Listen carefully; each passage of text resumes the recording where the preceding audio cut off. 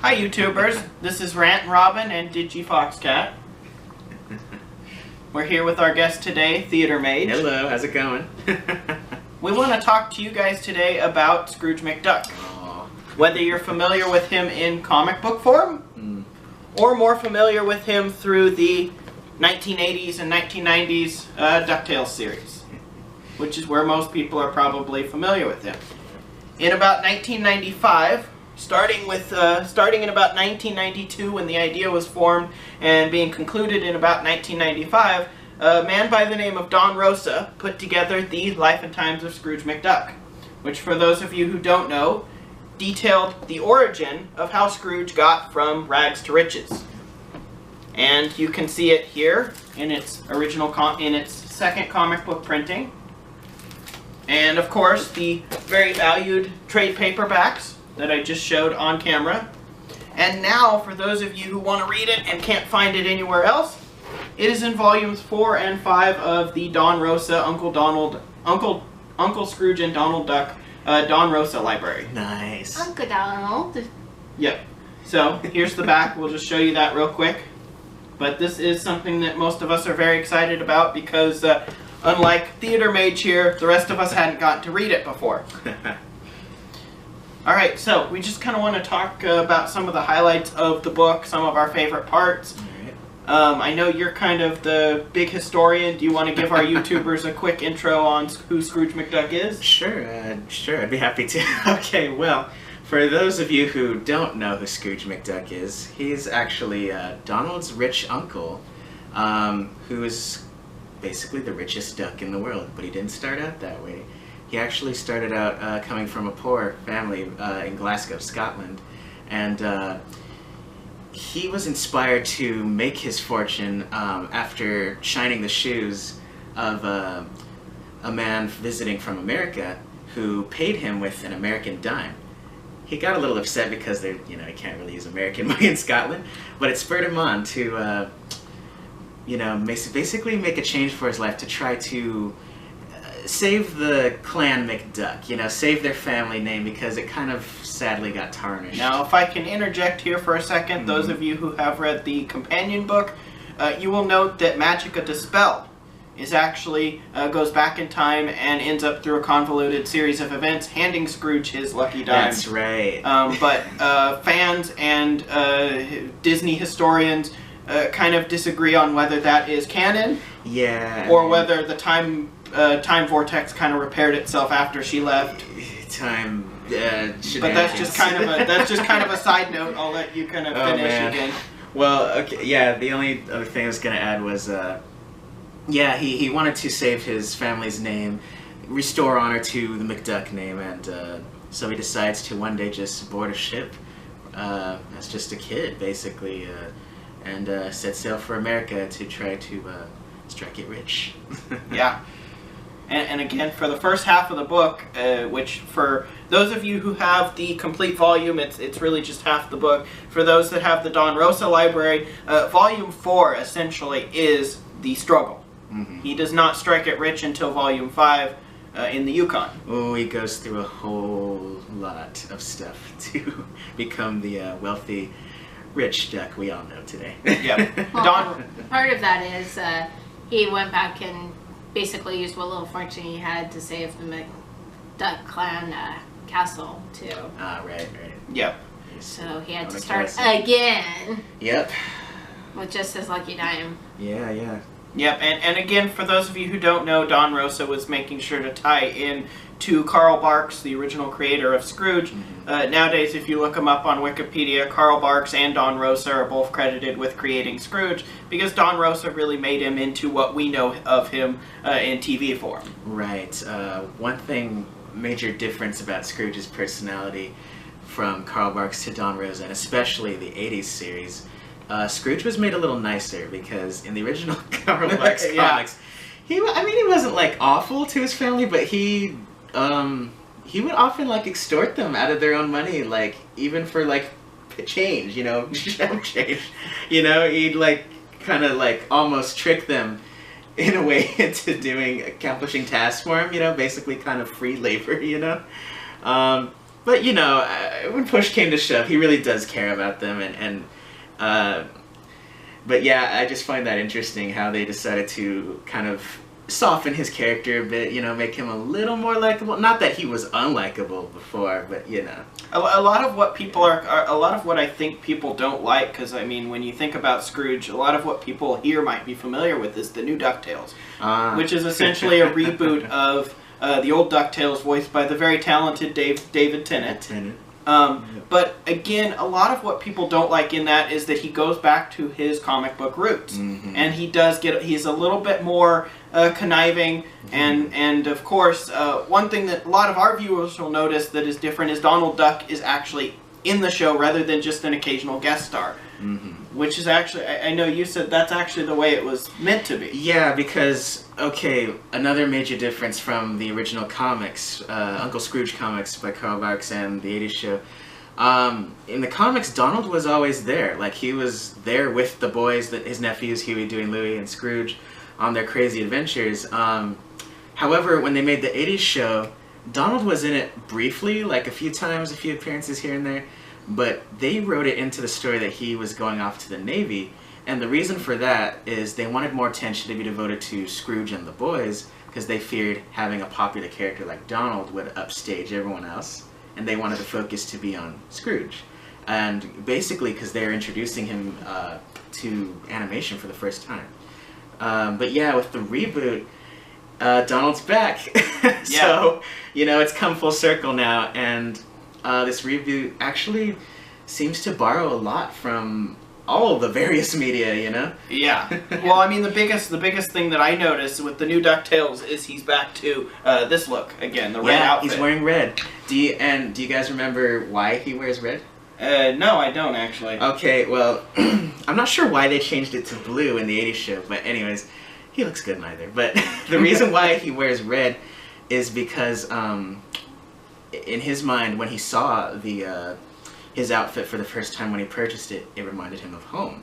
Because you see, red is a big color of Scotland, you know, Scottish history. So it made him nostalgic for home. So yeah, I'm wondering, just looking at the cover of DuckTales, I'm wondering if they changed the blue just to kind of be more of a color thing going. Oh, could be. Because now with the new David Tennant, they got him back in the red again, which is really cool. Yeah, and even Donald's got his classic black suit like he had in the comics. Yeah. Okay, so we've all seen. You guys have too. Write in your comments if you want. What would you guys say is your favorite portrayal of Scrooge McDuck? Would you like the old... I mean, I know this is a hard question because as a kid I like both, and I really feel like you can't compare it, but would you say you prefer Alan's or Tennant's more to... Oh boy. Am I answering first? Or well, what do you think? Why don't we start with Digi Fox Cat? Yeah. That's a hard decision because I grew up with Alan's, but I think David Tennant brings more of these true Scotland because he is Scottish. So he brings in what you think he should actually sound like. So it's an authenticity of it. And I think he portrays himself well for what we saw in The Life and Times of Scrooge McDuck. Alan did a really good job with what it was, but I think this new one is really going to bring it into a new modern age. Oh, yeah. And me, I was first introduced to David Tennant as the Doctor. And I'll be honest that I haven't followed the Doctor more recently. Not as crazy about some of the new ones, but David Tennant's acting skills are excellent. And I would say that while I was unsure about it at first, I almost think I like Tennant a hair better than the original, but it's more because he brings that ferociousness kind of behind the ferocity, or however you want to put it, this kind of lies behind Scrooge's character. Yes. Oh boy, and for me, it's such a hard decision. Like you're saying, she fucks cat, but I think I'm gonna have to go with David Tennant, and you know, because don't get me wrong, Alan Young will forever have a special place in my heart because that's the Scrooge that I was introduced to as a kid, the one I grew up with. Then I discovered, you know, the comics. I got my copy here of the Life and Times of Scrooge McDuck. Which he can breathe a sigh of relief that we won't be stealing. Yeah, I don't have to, sleep with one eye open anymore. Because we got the comics, which range in value about the same as that book, actually. So I read this comic and it gave me just a newfound love and respect for the character because I saw his struggle and what he had to go through, and it was really inspiring, you know? Like, I know he's a fictional duck, but I mean, anyone could go through that amount of struggle in their life, and gosh, it just goes to show life can change you in ways you wouldn't even expect, you know, and often for the better by the end of it all. But anyways, sorry, getting a little off topic. No, that's fine. This is just kind of an informal. So, yeah, but, okay. So, the reason I prefer David Tennant's portrayal, kind of a lot of what you guys are saying too, like, I just feel like, overall, the true character of Scrooge McDuck is who he was meant to be always, and that's in the comics. And, my goodness, they really have gone out of their way to, call back to that, and they've brought back more of his attitude from that. He's still a very likable guy, but yeah, it's just yeah, and I think it's all has to do with his David Tennant's performance as just an outstanding actor. Like, yeah. And again, yeah, it helps that he's an actual Scotsman. And Alan Young, I forget, was he British or? I think he was British. British, I yeah. think so, yeah. But he did a darn good job. Like, he could have fooled me. Like, pretty good accent, but. Yeah, like, I love the 80s Scrooge, but I'm gonna have to give the points to the new Scrooge. Okay, so kind of, I know we'll talk a little bit more, but just kind of as a wrapping up of questions, what would you guys say is your favorite part in the Life and Times of Scrooge McDuck? And then for you and I, maybe even going on into what's our favorite part in the companion stories, if we can remember some of them. But we'll start with Theater Mage. Okay. What would you say your favorite part is in that whole volume? Well, there are a lot of moments that stick out to me. But I think one of my all-time favorite moments is that time when he was basically cornered in the bar. Was it a bar or a hotel? I think it was a bar, yeah. Yeah, in the bar. He was basically at the end of his rope there. Like, it looked like, oh, that was it. He's done. He's gonna die. Like, he was surrounded by just all these what were they, cowboys or, I forget, like, bad guys. There were several times, but yeah, I'm remembering. They were all, like, cornering him. They wanted him dead. They were about to kill him. He got so mad.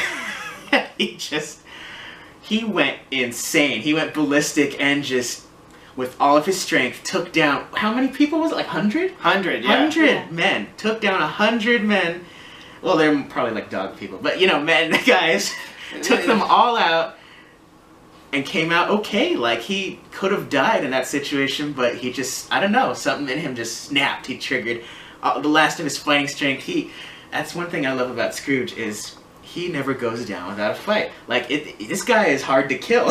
Exactly. And he's still alive, so I mean, well, in the story, he's still alive. So, it just goes to show, you know, how the power of sheer will and determination can get you through stuff. And yeah, he knew, no, I need to live. I need to, you know, bring honor to my family name and put us back on top. And it cannot end here, you know? Yeah, exactly. So, that's my favorite part.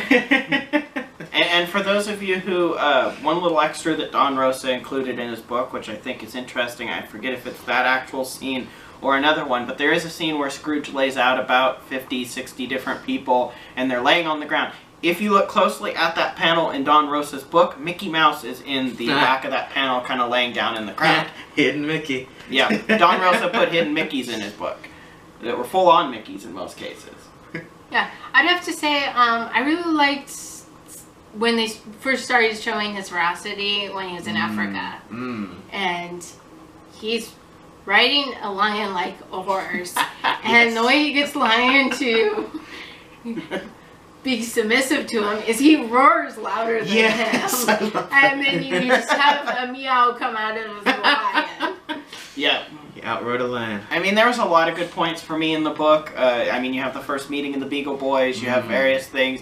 There's a real turning point when he finally strikes it rich in the Yukon. But I would say for me that my absolute favorite part is I kind of like the last comic where where Scrooge has gotten to a point where he's basically money has become all that matters to him. Yeah. And you essentially have Donald and the nephews show up. Now, it's kind of a prequel tie-in to his first appearance in Bark's work. But it's really interesting because at that point, they say something like, similar to the line that they give him in the new one of, well, you know, maybe all those stories aren't true. I bet that money bin's just full of paperwork or it's a joke or whatever. And Scrooge all of a sudden goes from what looks like a frazzled old man duck into just like getting his veracity back, taking down the Beagle Boys, and essentially showing Donald and his nephews that, nope, this is my money bin. And you really get the idea that he is what he says he is. And there's a lot of good points in the book, but that really signifies him kind of coming back to what he was, really, as an aged duck. Yeah. But yeah, I feel there's a lot of good points in this book. I mean, we could go on for hours about different parts in this book, but I definitely encourage you all to pick up your own copy of it. Again, probably don't want to pay the price for either of these books. Oh, yeah. Probably, unless you get a good deal on eBay, don't want to pay the price for all 4 of these, as they can go upwards of about $100 a piece. But make sure you pick up the Uncle Scrooge and Donald Duck libraries, volume 4 and 5. And again, this is for Rantin Robin. Digifoxcat. And Theater Mage. And check out our channels. If you like this video, hit subscribe. And make sure you like the video, and we'll catch you later. Yeah.